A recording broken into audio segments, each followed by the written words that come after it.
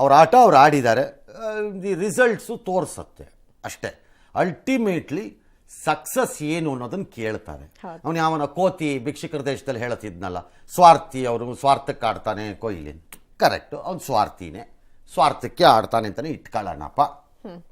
ಈಗ ಆ ರನ್ ಹೊಡೆದ್ರೆ ಅದು ಟೀಮ್ಗೆ ತಾನೆ, ಅವನಿನ ಮನೆಗೆ ಎತ್ಕೊಂಡು ಹೋಗಂಗಿಲ್ವಲ್ಲ ಅದನ್ನ. ಅವ್ನು ಹೊಡೆದು ಸೋಲ್ತಾ ಇದ್ರೆ ಏನಂತಾರೆ, ಈ ಕೊಹ್ಲಿ ಹೊಡೆದಿದ್ದ ಮ್ಯಾಚಲ್ಲಿ ಭಾಳ ಮ್ಯಾಚಲ್ಲಿ ಗೆದ್ದೇ ಬಿಟ್ಟಿದ್ದಾರೆ. ಹಾಗಾಗಿ ಕೆಲವೊಮ್ಮೆ ಸ್ವಾರ್ಥನೂ ಪರೋಪಕಾರ ಸಹಾಯ ಮಾಡಿಬಿಡುತ್ತೆ, ಟೀಮ್ಗೆ ಹೆಲ್ಪ್ ಮಾಡುತ್ತೆ. ನರೇಂದ್ರ ಮೋದಿ ಸ್ವಾರ್ಥಿ, ಮತ್ತೆ ತಾನೇ ಗೆದ್ದು PM ಆಗಬೇಕು ಅಂತಂದ್ರೆ ಆಗಬೇಕು, ಯಾರಿಗೆ ಬೇಡ ಅಂತಾರೆ. ದೇಶ ಆಯ್ಕೆ ಮಾಡೋದಲ್ಲ, ultimately it helps A team. ಕಷ್ಟ ಕಾಲದಲ್ಲಿ ಬಂದು ಅವರು ಸೆಂಚುರಿ ಹೊಡೆದ್ರು ಅಂತಂದ್ರೆ, ಸ್ವಾರ್ಥಿ ಅವನು ಸೆಂಚುರಿ ಹೊಡೆದ ಅಂದ್ರೆ ಅರೆ ಟೀಮ್ಗೂ ಬೇಕಿರ್ಲಿಲ್ವಾ ಸೆಂಚುರಿ ಆ ಟೈಮಲ್ಲಿ? ಅದು ಬರೀ ಒಂದು ಕೊಹ್ಲಿಯ ಸೆಲೆಬ್ರೇಷನ್ ಅಲ್ಲ.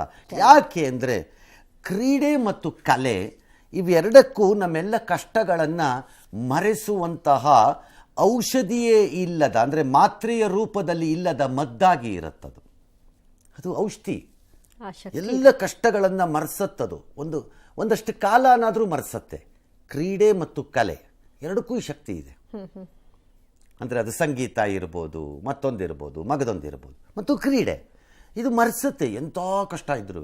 ಹಾಗಾಗಿ ಅದು ಹೀಗೆ ಉಳ್ಕೊಳ್ಳೋದು ಆಯಾ ದೇಶಗಳಲ್ಲಿ. ಅಮೆರಿಕದವ್ರಿಗೆ ಅಮೆರಿಕನ್ ಫುಟ್ಬಾಲ್ ಇರ್ಬೋದು, ಅಂದರೆ ಬೇಸ್ಬಾಲ್ ಇರ್ಬೋದು, ಅಥವಾ ಬಾಸ್ಕೆಟ್ಬಾಲ್ ಇರ್ಬೋದು, ಇನ್ಯಾರಿಗೋ ಬ್ರಿಟಿಷಲ್ಲಿ ಯಾರಿಗೋ ಇನ್ನೊಂದೇನೋ ಆಟ ಇರ್ಬೋದು, ಆಸ್ಟ್ರೇಲಿಯನ್ಸ್ಗೆ ಯಾವುದೋ ಸ್ವಿಮ್ಮಿಂಗ್ ಇರ್ಬೋದು. ಒಬ್ಬೊಬ್ರಿಗೂ ನಮ್ಮ ದೇಶದಲ್ಲಿ ಕ್ರೀಡೆಗೆ ಆ ಶಕ್ತಿ ಇದೆ. ಹಾಗಾಗಿ we should celebrate the success of the game cricket along with ಅದನ್ನು ಅಚೀವ್ ಮಾಡಿದ ವ್ಯಕ್ತಿ. ಈ MTV ಸಿಟಿ ಯುಗದಲ್ಲಿ ಖುಷಿಯಾಗಿರ್ಬೇಕು.